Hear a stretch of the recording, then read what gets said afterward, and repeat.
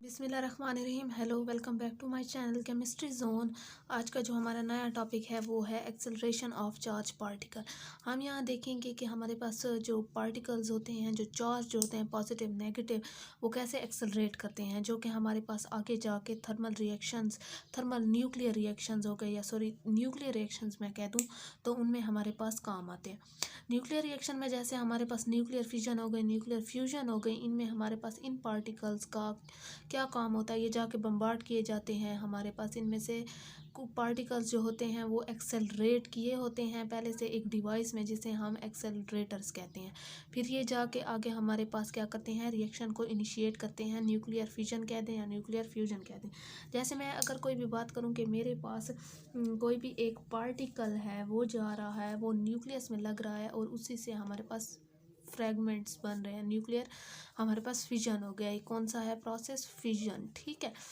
अब जो है ये पहले थोड़ा सा जनरल रिएक्शन है कि हमारे पास पार्टिकल्स एक्सेलरेट क्यों किए जाते हैं। कोई पार्टिकल्स होता है जो बम्बार्ड किया जाता है, तो ये पार्टिकल्स ऐसे पार्टिकल नहीं है जो हमारे पास उठा के ऐसे दे दिए जाएं, बल्कि ये हमारे पास पहले से एक्सेलरेट होते हैं। इनकी एक्सेलरेशन की जाती है पार्टिकल एक्सेलरेटर डिवाइस में, ठीक है। अब हमारे पास जो है एक्सेलरेशन टॉपिक को आगे लेके चलते हैं। Acceleration of charge particles.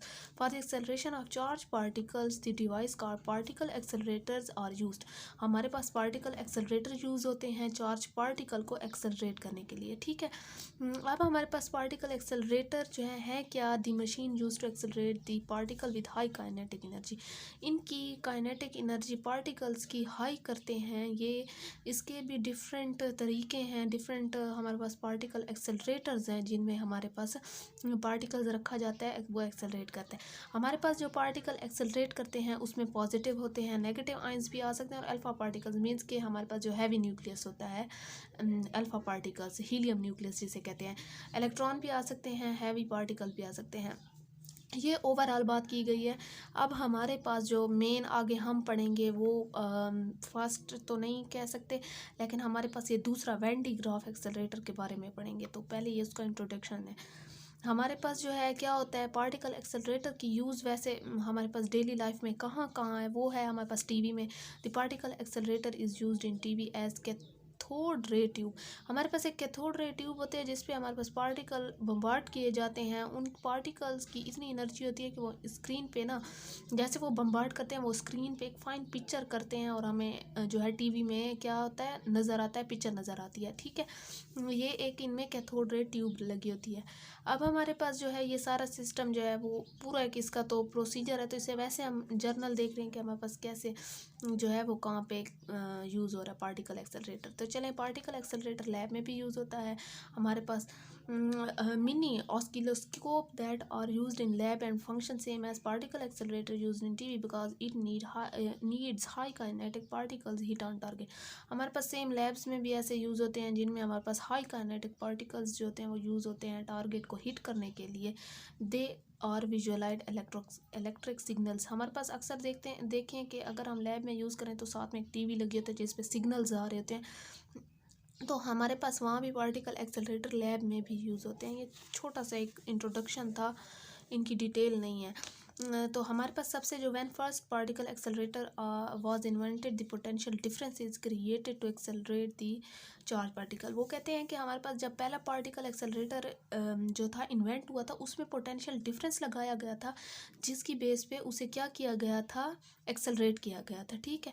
Discovery. अब हमारे पास द फर्स्ट पार्टिकल एक्सेलरेटर 1932 में हुआ था। Accelerator was invented by JD. सबसे पहला एक्सेलरेटर ये वाला था, जे.डी. कॉकक्रॉफ्ट एक्सेलरेटर जिसे कहते हैं।